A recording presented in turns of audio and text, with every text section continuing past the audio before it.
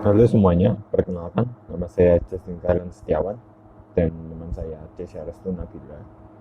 Di sini kami akan mempresentasikan tentang topik presentasi jaringan syaraf tiruan.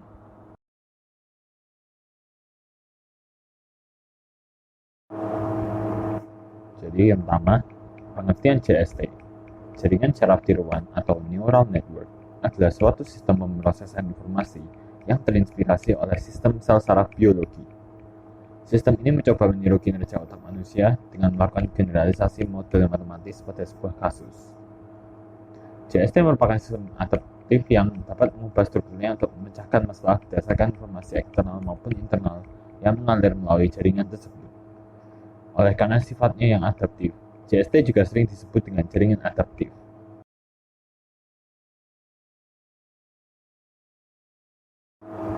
Sejumlah literatur menganggap bahwa konsep jaringan syaraf tiruan bermula pada makalah Woven McCulloch dan Walter Pitts pada tahun 1943. Dalam makalah tersebut, mereka mencoba untuk memformulasikan model matematis sel-sel otak. Metode yang dikembangkan berdasarkan sistem saraf biologi ini merupakan suatu langkah maju dalam industri komputer. Namun teknologi yang tersedia pada saat itu belum memungkinkan mereka berbuat lebih jauh.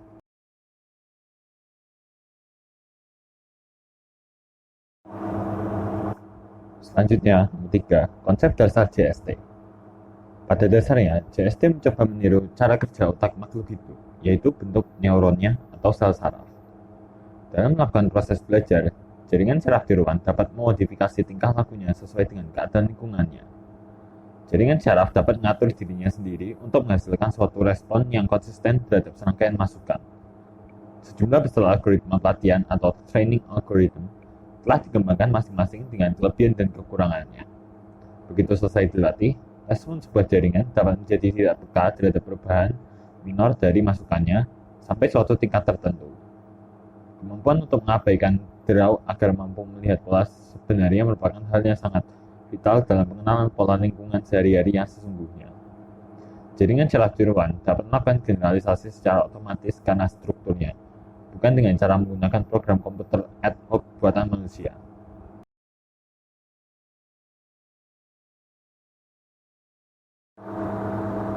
Lalu, nomor 4, kegunaan JST. Yang pertama yaitu pembelajaran organik. Jaringan syaraf tiruan bisa belajar secara organik yang berarti bentuk output dari jaringan syaraf tiruan tidak hanya terbatas seluruhnya berdasarkan input dari hasil yang diberikan oleh sistem ahli. Manfaat jaringan syaraf tiruan memiliki kemampuan untuk menggeneralisir input yang didapatkan dan sangat berguna untuk bidang robotik serta sistem pengenalan pola.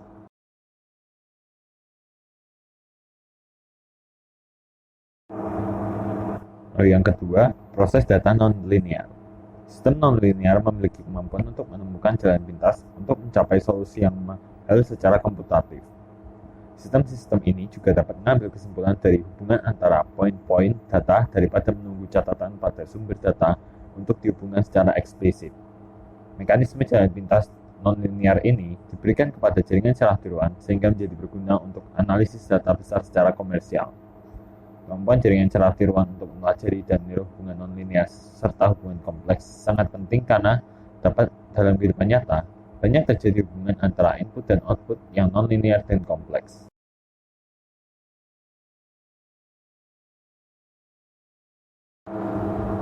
Yang ketiga, toleransi kesalahan. Manfaat jaringan syaraf tiruan memiliki potensi untuk toleransi tinggi akan kesalahan. Kehilangan satu atau lebih sel dari jaringan syaraf tiruan tidak mencegahnya dari menghasilkan output, sehingga dapat mentoleransi kesalahan pada jaringan. Ketika jaringan-jaringan itu sedang diukur melewati berbagai mesin dan server berbeda, mereka mampu menemukan rute di sekitar data yang hilang atau server dan node yang tidak dapat berkomunikasi dengan baik.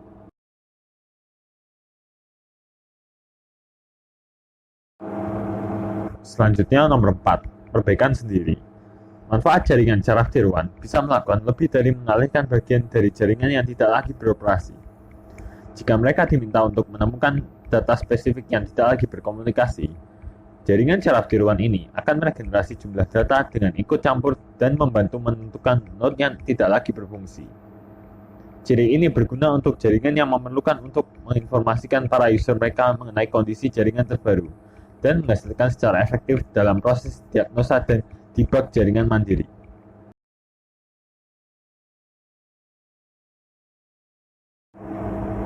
Lalu yang kelima, mampu bekerja dengan sebagian informasi. Manfaat jaringan syaraf tiruan dalam manfaat jaringan komputer bisa bekerja dengan informasi yang kurang lengkap. Data bisa saja menghasilkan output walaupun tanpa adanya informasi lengkap yang dimasukkan. Kehilangan performa di sini akan tergantung kepada pentingnya informasi yang hilang tersebut. Informasi seperti yang terdapat pada programming tradisional disimpan di seluruh jaringan, tidak disimpan pada database. Sehingga jika terjadi kehilangan beberapa keping informasi dalam satu tempat, tidak akan mencegah atau mengganggu fungsi jaringan. Misalnya pada manfaat internet bagi pendidikan.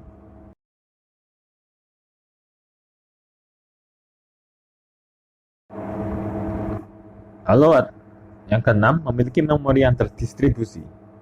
Agar jaringan syaraf tiruan dapat belajar dengan baik, maka diperlukan penentuan contoh dan pengajaran kepada jaringan menurut output yang diinginkan, yaitu dengan menunjukkan contoh-contoh ini kepada jaringan. Kesuksesan jaringan adalah akan diarahkan secara proporsional pada contoh terpilih, dan apabila peristiwa tidak dapat ditunjukkan kepada jaringan dalam semua aspeknya, maka jaringan bisa menghasilkan output palsu.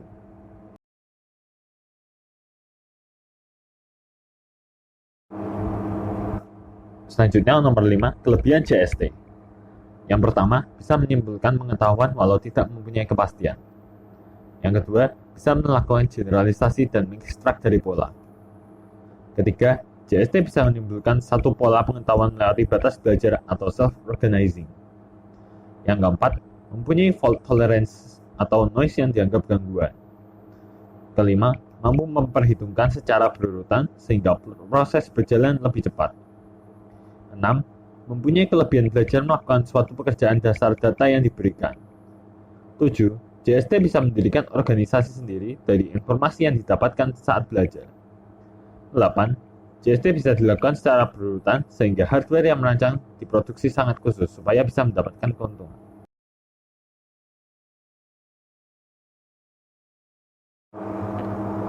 Selanjutnya, kelemahan JST. Yang pertama yaitu kurang bisa melakukan penghitungan numerik tingkat tinggi. Yang kedua, kurang bisa melakukan penghitungan algoritma aritmatika, operasi logika, dan simbol. Yang ketiga, lama proses latihan yang bisa menjadi waktu yang paling lama untuk data yang sangat besar. Lalu yang keempat, JST butuh belajar supaya bisa memproses data yang lebih besar dan dalam waktu yang cepat.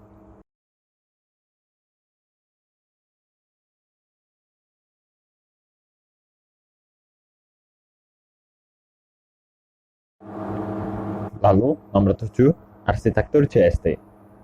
Beberapa arsitektur jaringan yang sering dipakai dalam jaringan syaraf tiruan antara lain.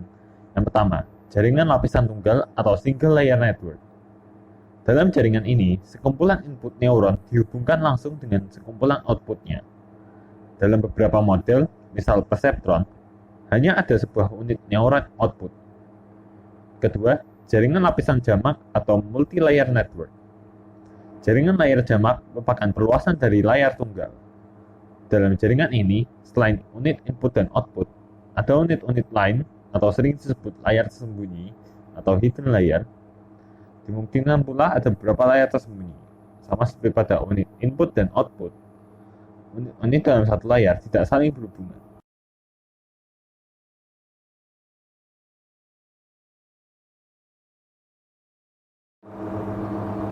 Lalu nomor yang ketiga, jaringan recurrent model. Jaringan recurrent mirip dengan jaringan layar tunggal maupun ganda. Hanya saja ada neuron output yang memberikan sinyal pada unit input atau sering disebut feedback loop.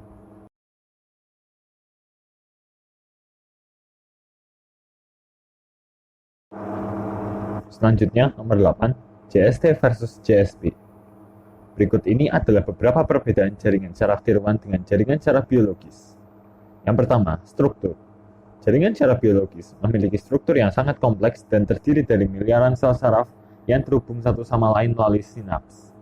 Sedangkan jaringan syaraf tiruan terdiri dari beberapa lapisan neuron matematis yang terhubung secara hierarkis. Kedua, kapasitas. Jaringan syaraf biologis jauh lebih kompleks dan dapat melakukan banyak tugas yang tidak dapat dilakukan oleh jaringan syaraf tiruan. Misalnya, jaringan syaraf biologis dapat belajar melalui pengalaman dan mengubah koneksi antar neuron. Sedangkan jaringan syaraf tiruan hanya dapat belajar melalui pengolahan data dan tidak dapat mengubah arsitektur sendiri.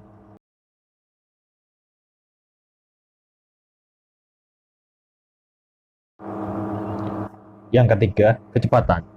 Jaringan syaraf tiruan jauh lebih cepat dan efisien dalam memproses informasi dibandingkan jaringan syaraf biologis. Dalam hitungan detik, jaringan syaraf tiruan dapat memproses data dalam jumlah yang sangat besar dan menghasilkan output yang akurat. 4. Fleksibilitas. Jaringan syaraf tiruan memiliki kemampuan untuk diprogram ulang dan dilatih untuk melakukan tugas yang berbeda. Sedangkan jaringan syaraf biologis tidak dapat dengan mudah diubah atau diprogram ulang untuk melakukan tugas tertentu. 5. Ukuran. Jaringan syaraf tiruan dapat dikemas ke dalam perangkat keras dan ditempatkan di dalam perangkat mobile atau komputer. Sedangkan jaringan syaraf biologis tidak dapat diukur secara terpisah dan sangat besar.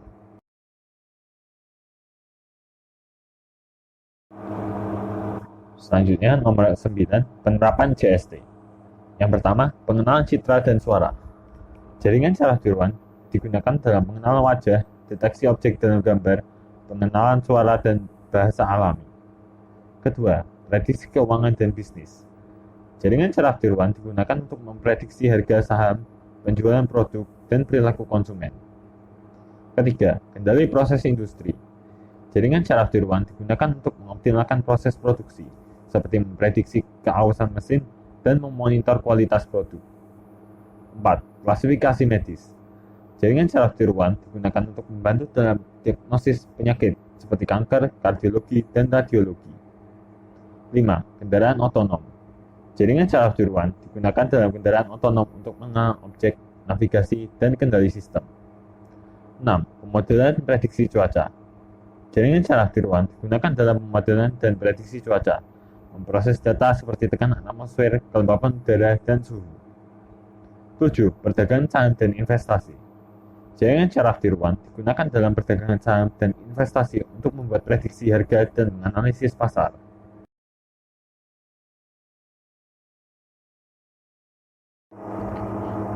Dan selanjutnya adalah review paper mengenai jaringan syaraf tiruan yang akan dipresentasikan oleh teman saya, Jesya Restu Nabila.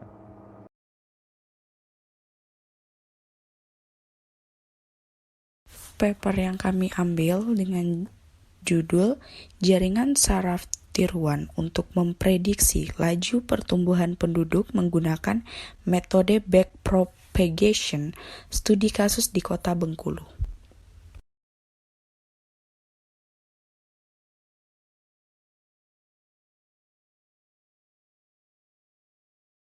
Untuk bagian garis besar, yang pertama ada introduction, yang kedua related work, yang ketiga methodology, yang keempat experiment and result, dan yang kelima conclusion.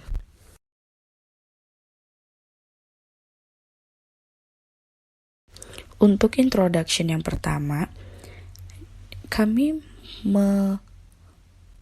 memaparkan beberapa pengertian dari beberapa hal yang terkait tentang jaringan syaraf tiruan ini.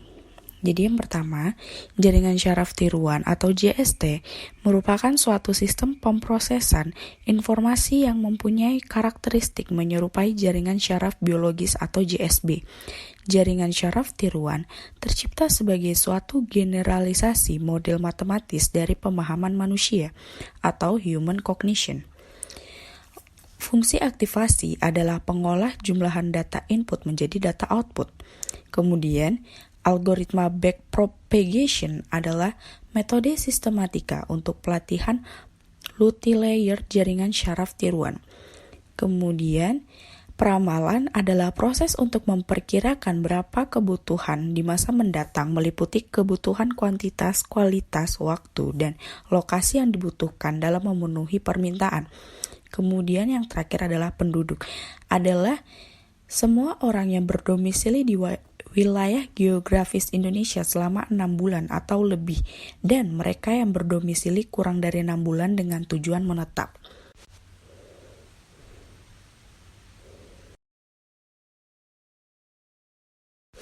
Kemudian saya akan jelaskan related work. Seperti halnya otak manusia, jaringan syaraf juga terdiri dari beberapa neuron dan terdapat hubungan antara neuron-neuron tersebut. Pada jaringan syaraf hubungan ini dikenal dengan nama bobot, keduanya atau mungkin lebih untuk mendapatkan redundansi data. Dalam bobot ini akan diproses oleh suatu fungsi perambatan yang akan menjumlahkan nilai-nilai semua bobot yang akan datang. Hasil penjumlahan ini kemudian dibandingkan dengan suatu informasi yang disebut dengan masukan dikirim ke neuron dengan bobot kedatangan tertentu. Masukan nilai ambang atau threshold tertentu melalui fungsi aktivasi setiap neuron. Lalu informasi yang diberikan pada jaringan syaraf akan dirambatkan dari lapisan ke lapisan melalui dari lapisan masukan sampai lapisan keluaran melalui lapisan tersembunyi. Dengan gambar yang di samping ini menjelaskan tentang algoritma atau algoritma luarnya model dari struktur neuron JST.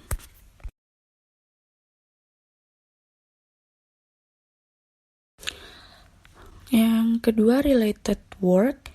Fungsi aktivasi adalah pengolahan jumlahan data input menjadi output. Karakteristik yang harus ada pada fungsi aktivasi backpropagation continue harus diturunkan, continue dan tidak menurun secara monoton. Fungsi aktivasi merupakan lengkung sigmoid. Pada gambar di samping ini adalah algoritma atau rumus tentang menjelaskan tentang fungsi aktivasi linear dengan fungsi sigmoid biner.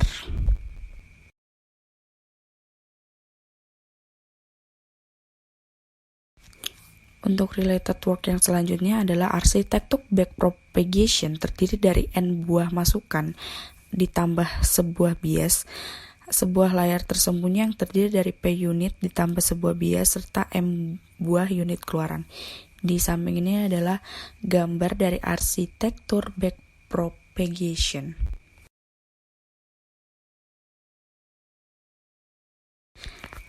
Untuk yang selanjutnya adalah metodologi. Di metodologi ini diberikan sebuah skema tahap-tahap dari mengumpulkan data, menganalisa data BPS, menganalisa sistem, merancang sistem, mengimplementasikan sistem, menguji sistem, dan mengevaluasi sistem. Untuk menjelaskan tentang algoritma JST ini.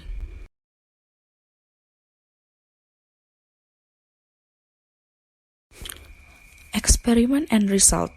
Yang bagian A adalah analisa sampel dan penentuan pola.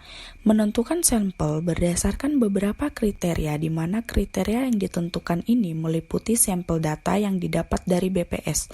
Data yang diambil meliputi data jumlah penduduk laki-laki dan data jumlah penduduk perempuan per kecamatan dari tahun 2010 hingga sampai tahun 2014.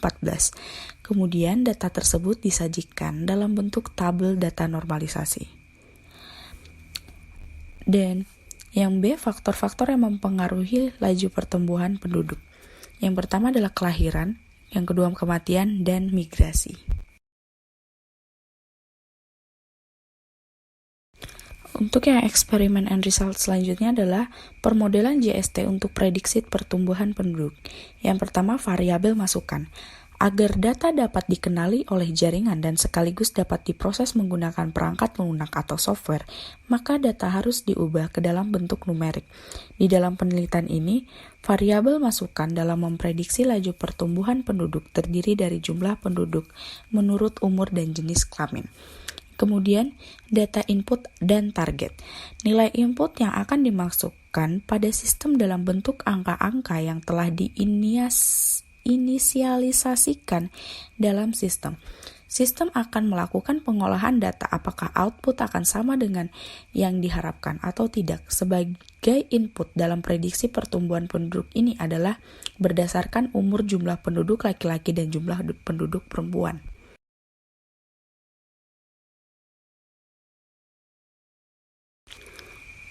Yang selanjutnya adalah arsitektur jaringan. Dalam kasus ini, arsitektur jaringan syaraf tiruan yang digunakan adalah jaringan backpropagation, yaitu yang pertama lapisan input atau input layer adalah unit-unit dalam lapisan input disebut unit-unit input yang bertugas menerima pola inputan dari luar yang menggambarkan suatu permasalahan dengan dua simbol.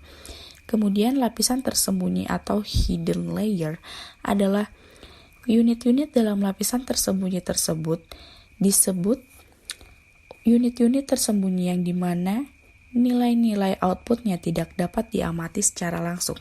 Jumlah simpul ditentukan oleh pengguna.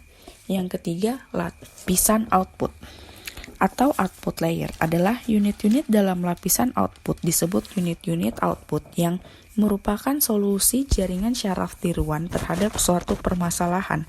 Terdiri dari satu simpul, yaitu jumlah dari semua variabel laki-laki dan perempuan sebagai nilai yang diprediksi. Di samping ini adalah gambar arsitektur JST untuk prediksi pertumbuhan penduduk.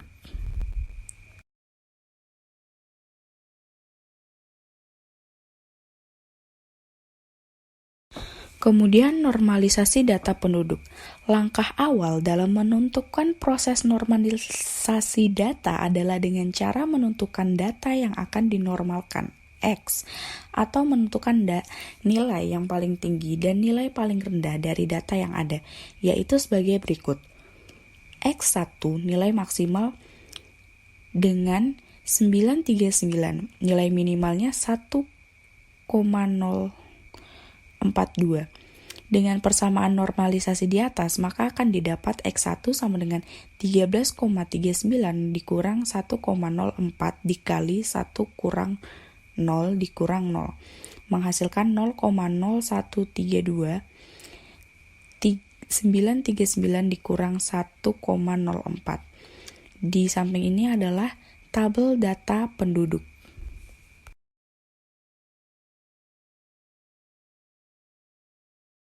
Kemudian normalisasi data penduduk lanjutan tadi adalah setelah proses normalisasi, maka data akan berada pada interval 0,1 dan 0,9 seperti yang terlihat pada tabel 2. Di bawah ini adalah tabel 2 normalisasi data penduduk.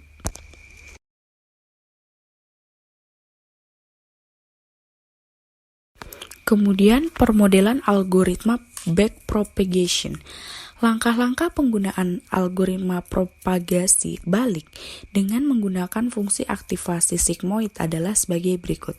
Yang pertama, tahap initialization merupakan tahapan untuk mendefinisikan atau men-set awal nilai untuk variabel-variabel yang diperlukan seperti nilai input, weight, output yang diharapkan, learning rate, alpha, theta, dan sebagainya.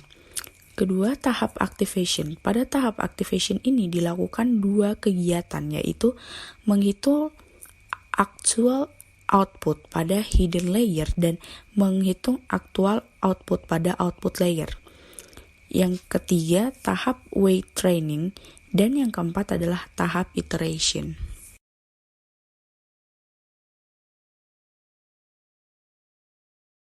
Nah, untuk yang selanjutnya itu tahap weight training, yaitu pada tahap weight training ini juga dilakukan dua kegiatan, yaitu menghitung error gradient pada output layer dan menghitung error gradient pada hidden layer.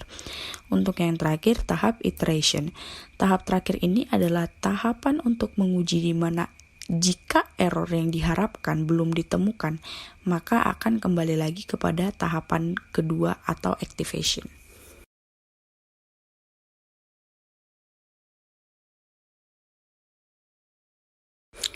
Yang kemudian perancangan parameter. Yang pertama parameter epoch adalah 20.000, yang kedua parameter show epoch adalah 100, yang ketiga parameter goal adalah 1 min E min 2 atau yang bisa kita sebut dengan 0,01.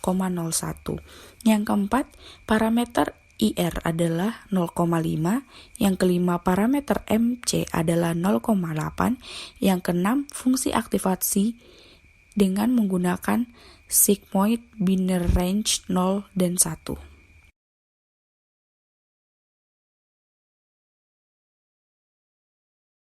Kemudian pelatihan dan pengujian. Tahap 1 initialization. Tahap untuk mendefinisikan nilai awal untuk variabel-variabel yang diperlukan seperti input, weight, output yang diharapkan, learning rate, alpha, theta, dan sebagainya. Kita bisa melihat beberapa angka yang akhirnya menghasilkan learning rate-nya dengan 0,1, this rate output YD sama dengan 0.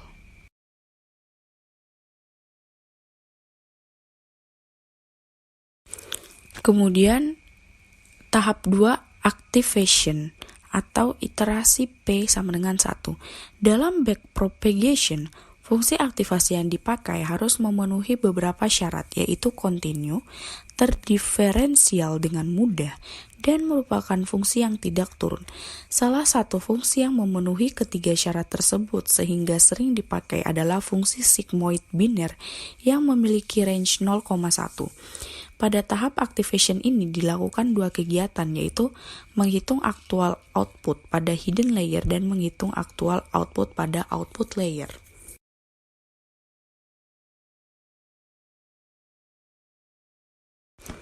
Kemudian adalah pengujian. Implementasi pengolahan data penelitian menggunakan MATLAB atau Matrix Laboratory, di mana MATLAB menyediakan fungsi-fungsi khusus untuk menyelesaikan model jaringan syaraf tiruan. User hanya tinggal memasukkan vektor masukan, target, model, dan parameter diinginkan. Tujuan pengujian perangkat lunak ini adalah untuk membuktikan bahwa arsitektur jaringan yang dibangun, terutama pada kasus prediksi pertumbuhan penduduk, diaplikasikan pada perangkat lunak yang dipilih, yaitu MATLAB.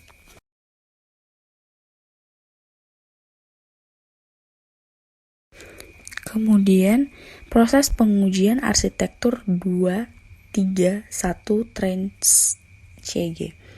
Pengujian syaraf arsitektur dengan 2-3-1 dengan perintah di bawah ini. Berikut kita bisa lihat di situ ada beberapa perintah yang akan menghasilkan gambar di sebelahnya dengan hasil pelatihan 2-3-1.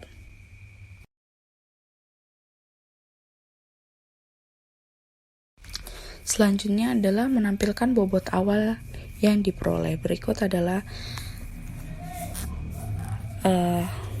program yang untuk menampilkan bobot awal.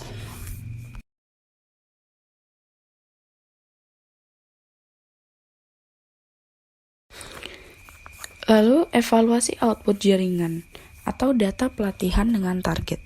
Output jaringan dan target dianalisis dengan regresi linier dengan menggunakan post-track, melihat nilai error atau selisih antara nilai target dan output. Evaluasi output jaringan atau data pelatihan dengan target. Korelasi bernilai 0,910 mendekati 1 yang menunjukkan hasil yang baik untuk kecocokan nilai target dan output. Berikut adalah perintah untuk mendapatkan hasil pengujian dengan data pelatihan target dan output.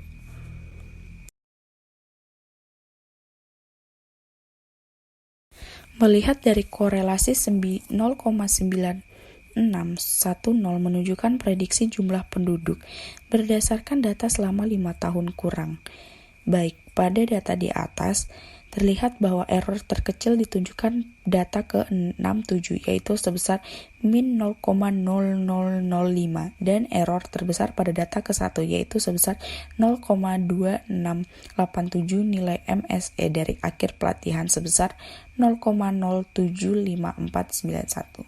Berikut adalah gambar dari antarmuka hubungan antara target dan output.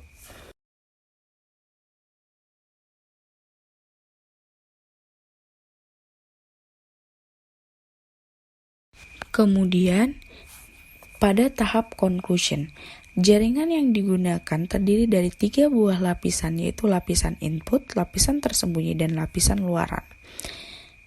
Algoritma backpropagation dapat melakukan proses prediksi.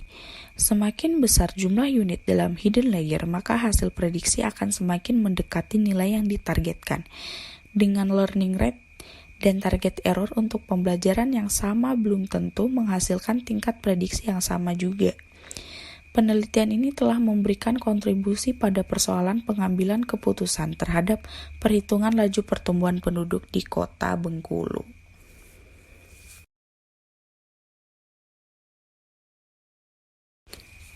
Judul papernya adalah Jaringan Syaraf Tiruan untuk Memprediksi Laju Pertumbuhan Penduduk Menggunakan Metode Backpropagation atau Studi Kasus di Kota Bengkulu. Autornya adalah Aji Sudarsono, afiliasinya Program Studi Teknik Informatika Fakultas Ilmu Komputer Universitas D. Hasan Bengkulu. Nama jurnalnya adalah Jurnal Media Infotama, volume 12, nomor 1, tanggal terbit Februari 2016. Alamat aksesnya dapat diakses pada https://media.neliti.com/publication/153217 strip.id strip jaringan, strip syaraf, strip tiruan, strip untuk strip memprediksi .pdf.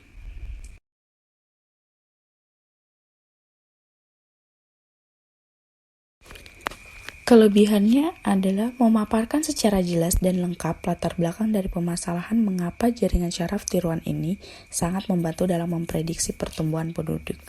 Penulis dapat mengembangkan beberapa poin-poin kecil.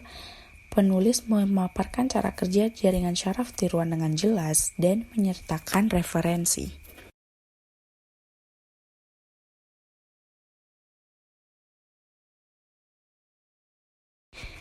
Kekurangannya yang pertama, penulisannya typo.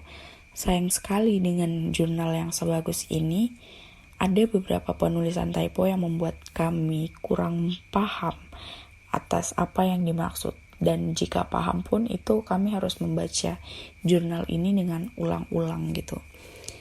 Kemudian bahasa yang digunakan sulit dipahami. Beberapa bahasa yang digunakan itu menggunakan bahasa yang sangat baku, yang sangat kurang familiar di telinga kami. Yang selanjutnya adalah penelitiannya kurang lengkap. Karena pada jurnal ini itu diminta untuk penelitian secara lebih lanjut. Jadi penelitian yang saat ini itu belum terlalu lengkap lah. Kemudian penggunaan kata yang menimbulkan makna tidak jelas, seperti penggunaan kata yang pada kalimat jumlah simpul yang ditentukan oleh pengguna.